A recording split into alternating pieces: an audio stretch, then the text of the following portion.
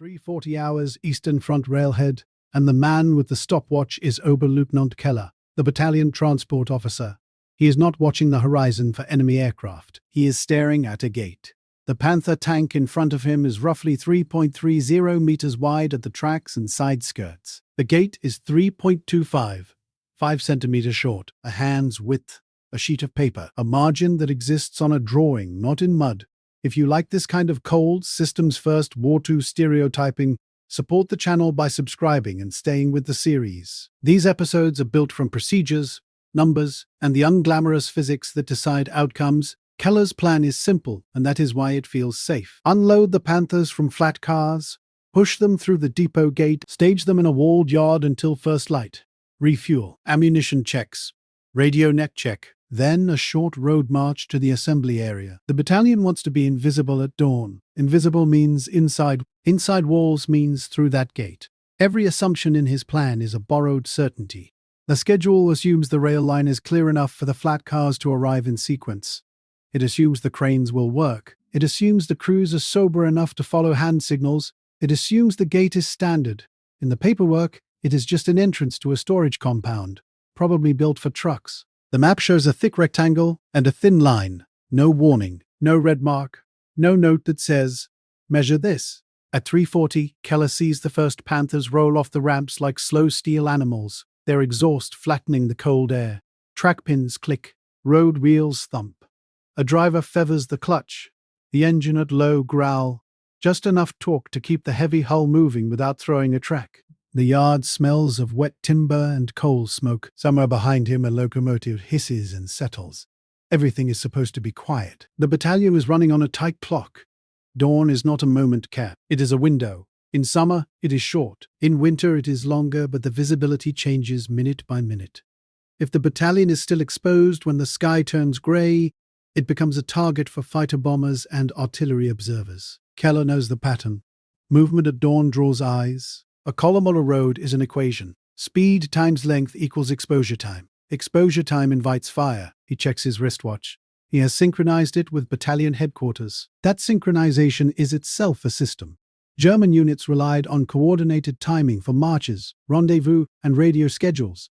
If watches drift, columns miss turns, and radios miss check-ins, a missed check-in becomes a false report. False reports become wrong decisions. The first Panther approaches the gate at a walking pace. 2 men guide with lanterns covered by cloth, the light reduced to a dull red glow. They do not want to be seen from afar. The driver keeps his head low, eyes on the guide. The commander stands half out of the cupola, shoulders hunched against the cold, scanning for the lantern's tiny movements. The left track touches the gatepost line. The right track is still free. The hull is centered. Perfect alignment. Then metal meets stone. A thin scrape that becomes a hard stop. Not dramatic. Just final. The commander raises a fist. The driver kills forward movement. Engine idles. Keller walks up. He does not need a tape measure to know. He could see the math in the physical world. The Panther is too...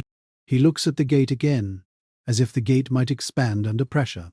It will not. It is masonry and iron. It was built to not move. In a war, the most dangerous thing is a plan that has not met reality yet. The plan is still clean at 3:40. At 3:41 it has an abrasion mark on it.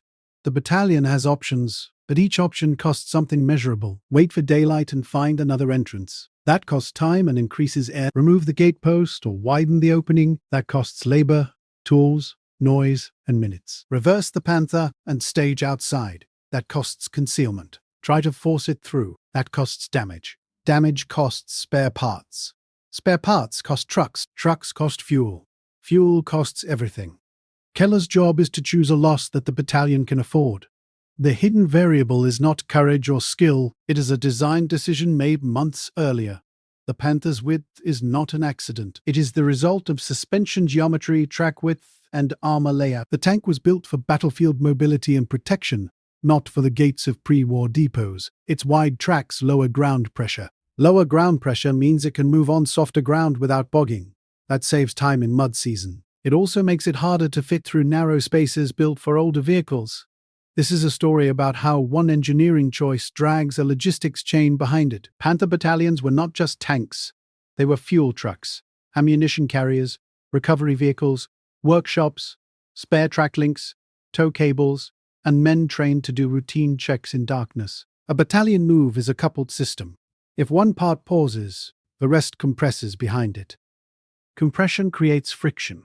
Friction creates mistakes. Keller turns and signals for the next Panther to hold at the ramp. He cannot afford a queue of tanks waiting in the open. Each tank is a silhouette, and silhouettes attract attention. But the railhead itself is already a beacon. Locomotive smoke, ramp noise, track clatter. The longer they stay, the more likely someone notices. He orders a quick check for alternative entrances. Two men run along the compound wall with lanterns, looking for a wider gate, a breach, a service entrance. They are not scouts in the heroic sense. They are measuring the built environment under time pressure. The commander of the stopped Panther likely realizes something else. The tank is a machine with strict limits. It has no flexibility. Men can squeeze, tanks cannot. The machine does not negotiate. It either fits or it does not. The gate, meanwhile, is a relic of peacetime geometry. A depot gate might have been built for trucks around 2.5 meters wide, maybe 3.0 if generous. The Panther's extra width is a small number on a drawing. At 340, it is a barricade. Keller's radio crackles, short bursts. Someone asks what the delay is. He answers with a calm voice. He does not dramatize. He gives a fact. Gate too narrow, 5 centimeters. He can hear the silence after that. Not disbelief, just recalculation. Act 1 was confidence. It was the idea that the world would accept the battalion if it arrived on time. That confidence was built on assumptions: standard infrastructure, predictable clearance, a yard that can swallow heavy vehicles. Those assumptions are how armies move. Without them, everything would require a survey team and hours of preparation. War does not grant that luxury. Act 2 is the intrusion of the hidden variable, a 5-centimeter mismatch. It sounds laughable, yet it forces a system to bend. Now Keller must translate the problem into mechanism. The tank is roughly 45 tons in combat-ready weight, depending on variant and load. It is driven by a gasoline engine that consumes fuel aggressively, especially at low speed and during maneuvering. Idling is not free. Clutch work is not free. If the battalion spends an extra hour creeping, reversing, and repositioning, it burns fuel that was allocated for marching and fighting. A battalion's fuel plan is a spreadsheet of survival. It expects certain rates, liters per kilometer, liters per hour. Those rates are never perfect, but they must be close. The gate widening also has physics. Masonry does not yield politely. If they decide to remove a post or chip away stone, they need tools. Sledgehammers, picks, pry bars. Perhaps explosives create noise and dust. Dust is visible in morning light. Noise can be heard by nearby units or civilians. Noise can draw, it can also draw order. Higher headquarters might forbid it, not because they care about the gate, because they care about secrecy and tempo. Another option is to reduce the Panther's effective width. That means removing side skirts, possibly loosening or removing outer track guards, maybe deflating tires if it were a wheeled vehicle, but it is not.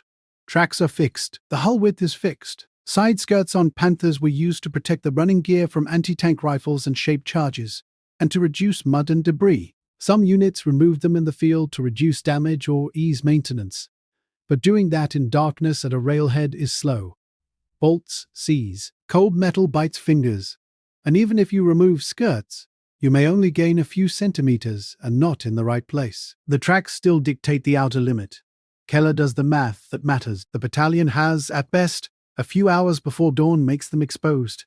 If they cannot get inside, they may have to disperse into nearby tree lines or behind buildings. Dispersal reduces air vulnerability but complicates command.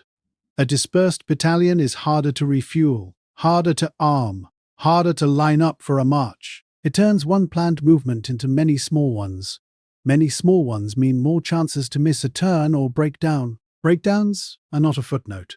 Panthers were complex. The final drives and transmissions were under heavy stress, especially in early service. A battalion transport officer knows that every unnecessary maneuver is a roll of the dice. Reverse a tank down a ramp in mud and you risk a thrown track. Throw a track and you need time, jacks, and manpower. Time is the one resource that cannot be requisitioned. In Act 3, the mechanism becomes clear.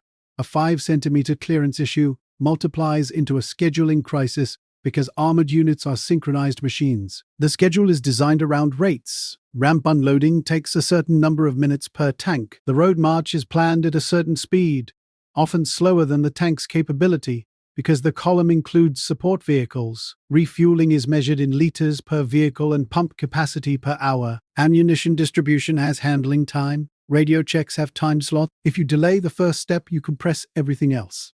Compression creates shortcuts, create failures. The two men return from the wall run. No wider gate. One small service opening, but narrow. One section of fence, possibly weaker. Keller stares at the fence line. Wood and wire might be cut. But behind it is a ditch. A ditch means a tank can belly out. Belly out means immobilized. Immobilized means recovery. Recovery means towing. Towing means another tank stopped. Stopped tanks become a chain reaction. He decides on the least catastrophic loss. Widen the gate. But widening the gate is not a simple make it bigger act. It is controlled demolition in the dark, under operational secrecy, with limited tools. The battalion's engineers are not here in full strength. The transport section has some equipment, but not a full pioneer detachment. That is how operations go. Units are parceled out. Not every capability is present at every place. Keller orders men to bring crowbars and sledgehammers. They work on the gate hardware first. Hinges, bolts, anything that can be removed quietly. The gate itself might open wider if it is a two-leaf gate, if one side can be folded back. But the masonry posts are the real limit. The iron gate is the opening is. The sound changes. The railhead stops being a place of controlled, muffled movement and becomes a workshop. Stone chips crack under hammer strikes, metal rings. Every strike is a signature. Tank crews wait. Engines off now to save fuel. Inside the Panther, it is cramped, cold, and smells of oil and canvas. Men sit on ammunition racks or the turret basket. They listen.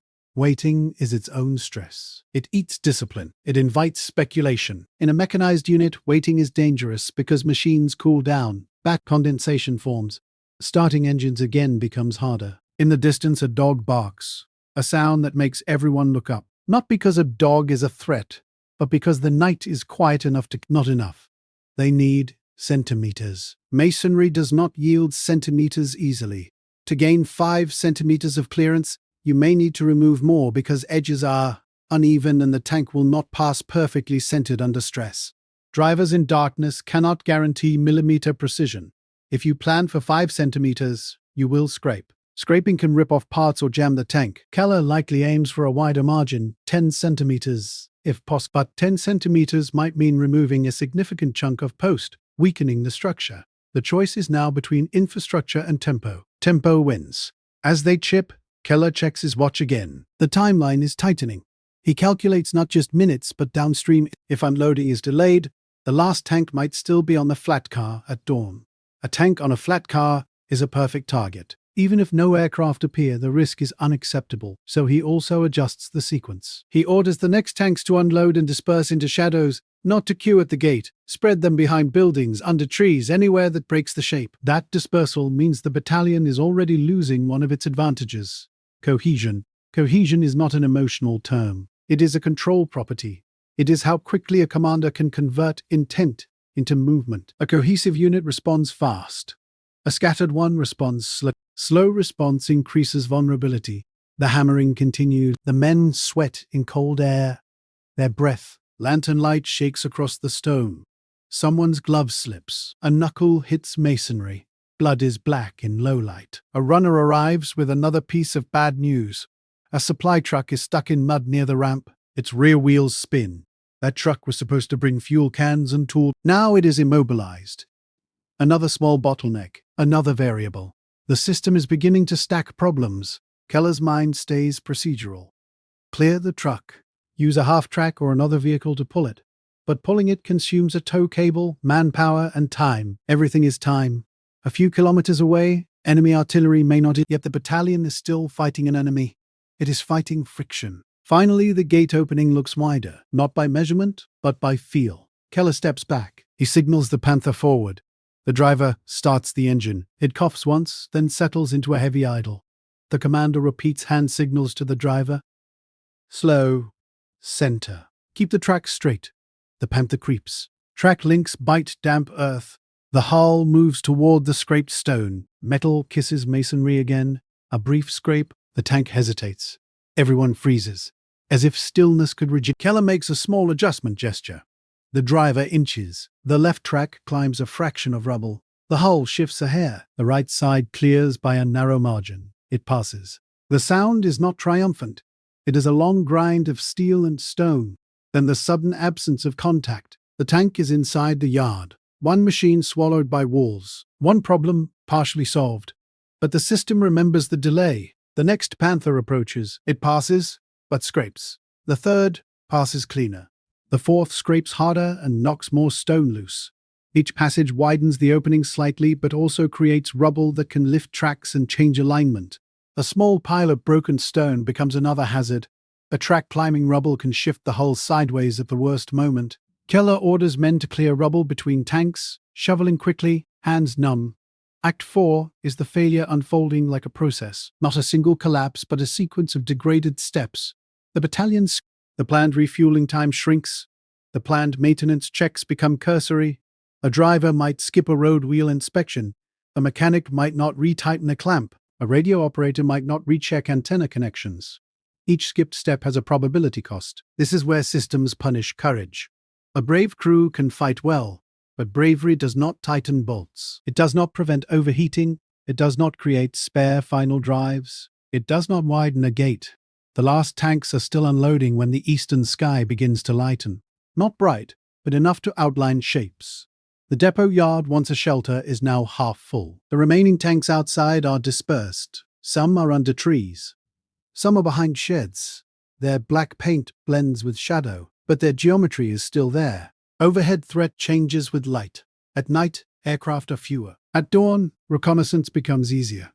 Low sun angles create long shadows, and those shadows betray vehicles if they're in the wrong place. Keller receives another radio message. Battalion headquarters wants to know if the move can still occur on schedule. Keller reports a delay. Bounded. We are behind. Several tanks inside. Remainder dispersing. Gate widened enough for passage. He avoids drama. He does not mention the stress in his chest. The system does not care about stress. It cares about stack. The battalion commander now faces a decision: move immediately and accept disorder, or wait and reassemble. Either choice has a cost. Moving immediately means some tanks.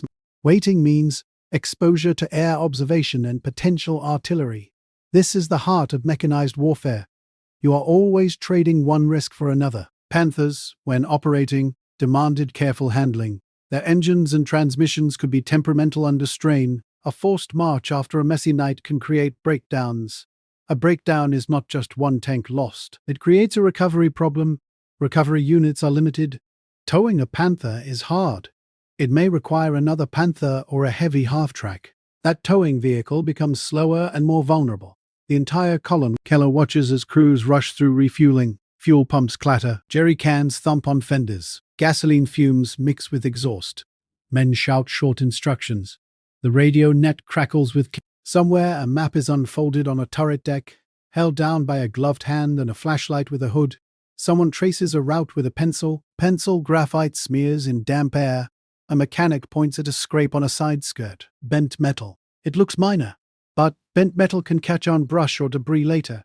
It can rip. That can cause a track jam. A jam can immobilize a tank at the wrong moment. The mechanic wants time to fix it. There is no time. Keller shakes his head. The mechanic's jaw tightens. He obeys. Not by incompetence, but by forced prioritization. Within hours, the battalion moves out. Not in the perfect order planned on paper. Vehicles start late, some catch up, some lag. The column spacing changes. Spacing is a tactical and mechanical parameter. Too close and you invite chain reaction, collisions, and concentrated artillery. Too far and you lose mutual support and communication. The battalion tries to maintain spacing, but the road, the terrain, and the morning pressure distort it. The gate episode seems small now, behind them, but it has already all. Fuel margins are thinner, sleep is less, maintenance is rushed. Those are not feelings. They are measurable reductions in capacity. Later, when the battalion meets combat or even just rough terrain, the costs show. A tank that might have completed a march without issue now runs hot. A driver who might have noticed an abnormal sound now misses it because he is exhausted. A radio net that might have been checked twice now has a loose connector. A message is missed. A turn is taken late. The column hesitates. Hesitation invites fire. If this battalion is engaged, it will be described in reports with phrases like enemy resistance or mechanical failures. The gate will not be mentioned. It will be invisible in the final narrative, yet it is part of the causal chain. Systems produce outcomes through hidden links, and that is the industrial truth of war to crew. Armored warfare was infrastructure compatibility. It was clearance widths. It was whether a bridge was rated for a certain tonnage. It was whether a railhead had the right cranes. It was whether a depot yard gate was designed for pre-war trucks or wartime tanks. A 5-centimeter mismatch becomes a time debt. Time debt accrues interest. The interest rate is enemy action. Act 5 is the verdict, delivered without romance. The battalion did not fail because the crews lacked nerve. They were ready to fight. They failed, or at least suffered avoidable degradation, because the environment was not built for their machine. The war's systems did not align. Engineering met masonry. Mathematics met procedure. The procedure met the clock. There is a lesson here that repeats across. When you build a weapon system, you also inherit a network of constraints. The width of a tank is not just a combat parameter. It is a logistics parameter. It is a road parameter. It is a gate parameter. It is a railway parameter. It is an engineering contract with the world. The world does not sign contracts back. So when you hear the Panther battalion was 3.30 meters wide, do not picture a proud specification. Picture a transport officer with a stopwatch in the dark. Picture a gate that is 3.25. Picture men chipping stone while dawn approaches. Picture the way small numbers become large consequences. Because the battlefield often begins long before the first shot. Like and subscribe. Which hidden variable should we cover next? Where are you watching from?